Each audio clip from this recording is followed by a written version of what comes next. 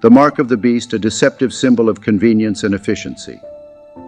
The concept of the mark of the beast often evokes fear and dread among those familiar with biblical prophecy.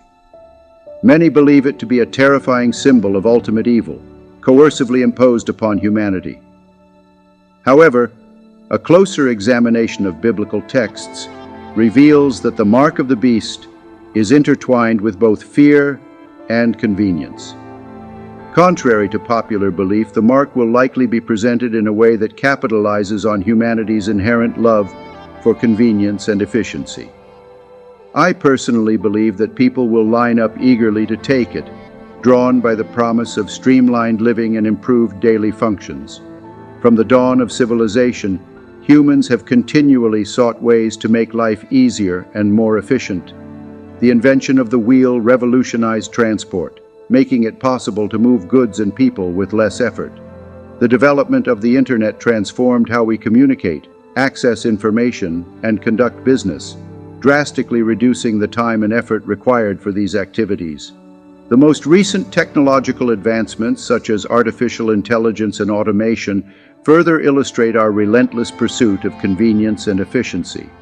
These innovations promise to take over mundane tasks, allowing us to focus on more meaningful activities.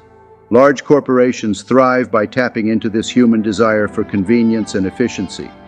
Large corporations have made literal billions of dollars because of these two words, convenience and efficiency. Uber, for instance, revolutionized the transportation industry by offering a service where users can book a ride to their exact location within minutes, all with just a few taps on their smartphones. This level of convenience and efficiency has made Uber a global phenomenon. Similarly, companies like DoorDash, Uber Eats, and Just Eat have transformed food delivery. No longer do people need to call restaurants directly or wait for long periods. With these services, food arrives at one's doorstep with minimal effort. The convenience and efficiency provided by these companies have made them immensely popular. The financial industry has also evolved to meet the demand for convenience. The transition from cash to digital payments began with ATMs and credit debit cards and has now advanced to mobile payment systems like Apple Pay. In some countries, people even use microchip implants to make payments, exemplifying the extreme lengths to which humans will go for the sake of convenience.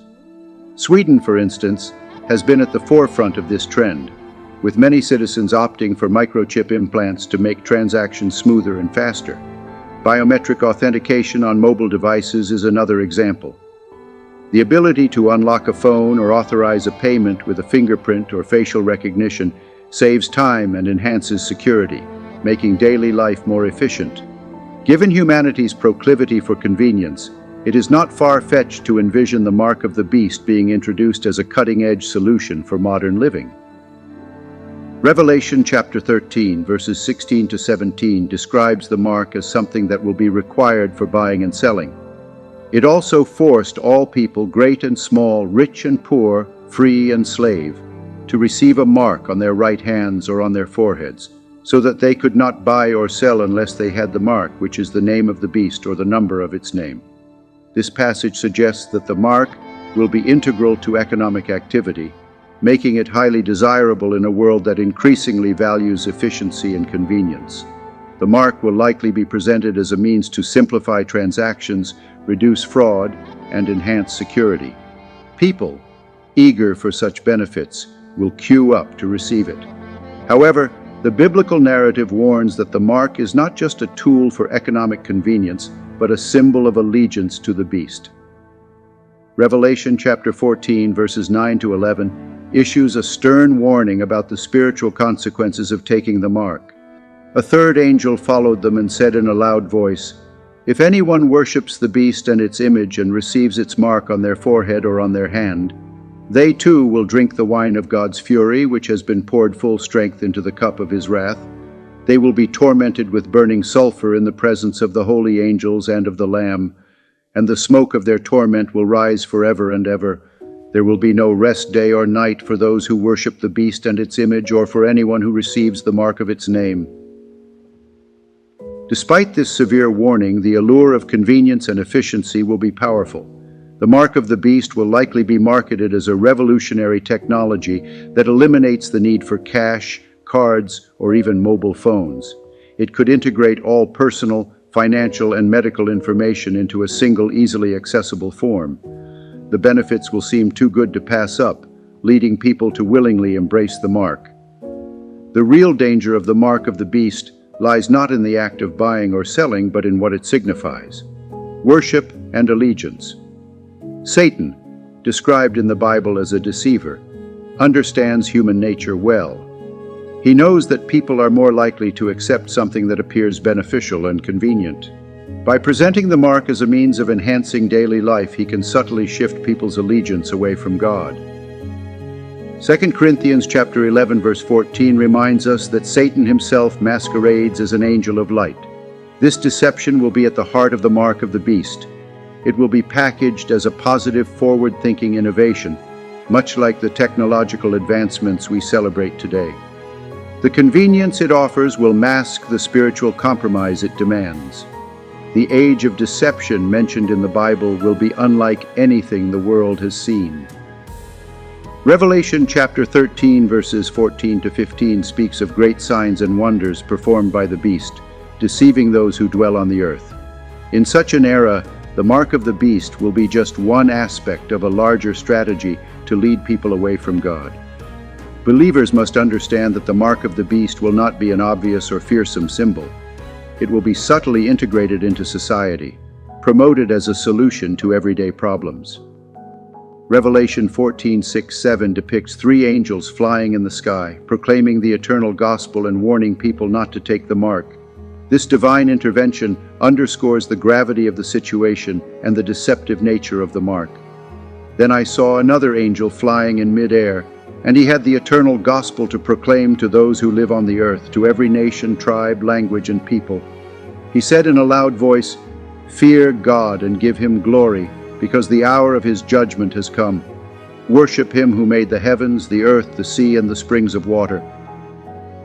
The fact that God sends angels to warn humanity indicates that the mark will not be easily recognizable as something evil.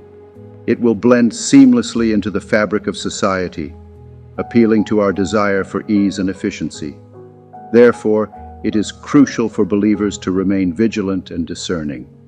This extraordinary divine intervention signifies just how unprecedented and perilous these times will be. Throughout the Bible, God has communicated through prophets, visions, and his written word, but the direct appearance of angels to warn humanity is exceedingly rare. The deployment of angels to proclaim the eternal gospel and issue a dire warning is a testament to the extreme deception that will characterize the end times. It reveals that the level of deceit will be so profound that without such supernatural intervention, even the faithful could be led astray. Consider the magnitude of this action. God, who has always worked through human agents in his Spirit, chooses to send his angels visibly into the world. These celestial beings, who typically remain unseen, are now tasked with a mission so critical that their presence is necessary to cut through the pervasive lies and illusions. This is an unprecedented move in biblical history, underscoring the critical nature of the warning against the mark of the beast. Imagine living in a world where technological advancements and societal norms continuously push the boundaries of convenience and efficiency. In such a setting, the mark of the beast will be introduced as the ultimate convenience, a solution to all economic and security issues. It will be marketed as an essential tool for living in a modern, interconnected world, making it appear indispensable. The pressure to conform will be immense, with the mark integrated into every facet of life. This is why God's intervention is so significant. The deceptive nature of the mark will be so overwhelming that it necessitates an extraordinary divine response. The angel's proclamation serves as a beacon of truth amid the darkness of deception. Their message is a clear, loud call to worship God and reject the mark, highlighting the spiritual battle that underlies this seemingly mundane choice. The fact that God goes to these lengths, sending his angels to preach and warn, demonstrates the severity of the situation. It highlights the critical importance of the decision facing humanity. This divine act is a clarion call to awaken from spiritual complacency and recognize the true nature of the mark of the beast. It is a call to fear God, give Him glory, and worship Him alone. In this context, believers must cultivate a deep awareness and understanding of these prophetic warnings. The times will be perilous, marked by deception so profound that without vigilance and discernment, many could be led astray. The extraordinary measure of angelic intervention is a testament to the seriousness of the times, a divine effort to ensure that the truth is heard and heeded. God's unprecedented action in sending angels to preach the gospel and warn against the mark of the beast is a clear indicator of the extreme and deceptive nature of the end times. It is a stark reminder that in the face of overwhelming societal pressure and technological allure, believers must remain steadfast and vigilant, always seeking to discern the truth and maintain their allegiance to God. While the mark of the beast will initially be promoted as a convenient and efficient solution to many of life's problems, it is also a symbol of fear and coercion. The Bible makes it clear that accepting the mark is not just a matter of personal convenience, but a decision with severe spiritual and eternal consequences. This dual nature of the mark, combining the allure of convenience with the threat of dire repercussions, creates a situation ripe for fear and coercion, especially for those who refuse to comply. Biblical context of fear and persecution. The book of Revelation paints a vivid picture of the fear and coercion associated with the mark of the beast. Revelation chapter 13, verses 16 to 17 states, "It also forced all people, great and small, rich and poor, free and slave, to receive a mark on their right hands or on their foreheads, so that they could not buy or sell unless they had the mark, which is the name of the beast or the number of its name." The phrase "forced all people" implies a level of compulsion that goes beyond mere suggestion or voluntary acceptance. It indicates a situation where individuals are coerced into receiving the mark, with significant consequences for those who resist. The inability to buy or sell without the mark represents a form of economic persecution, a powerful tool to ensure compliance through fear of deprivation and hardship. In the modern era, technology has provided new means of surveillance and control that could be employed to enforce compliance with the mark of the beast. Governments and corporations increasingly use digital tools to monitor behavior, track movements, and manage economic transactions. These technologies, while often introduced under the guise of convenience and security, can also be weaponized to exert control over individuals. For example, the use of digital IDs, facial recognition, and cashless payment systems can be leveraged to create a comprehensive surveillance state. In such a system, refusing to accept the mark of the beast could result in being cut off from essential services, barred from employment, and excluded from society. This would create a climate of fear where the threat of losing one's livelihood and basic necessities forces compliance. China's social credit system provides a contemporary illustration of how technology can be used to control and coerce populations. In this system, citizens are scored based on their behavior, with low scores resulting in restricted access to services, travel bans, and social stigmatization. A similar system could be employed to enforce the mark of the beast, using digital tools to reward compliance and punish dissent. The role of fear in religious persecution. Fear has always been a powerful tool in religious persecution. The Bible warns that in the end times, believers will face intense persecution for their faith. Revelation chapter 13, verse 7 states, "It was given power to wage war against God's holy people and to conquer them, and it was given authority over every tribe, people, language, and nation." This passage indicates that the beast will have global authority and will actively persecute those who refuse to worship it.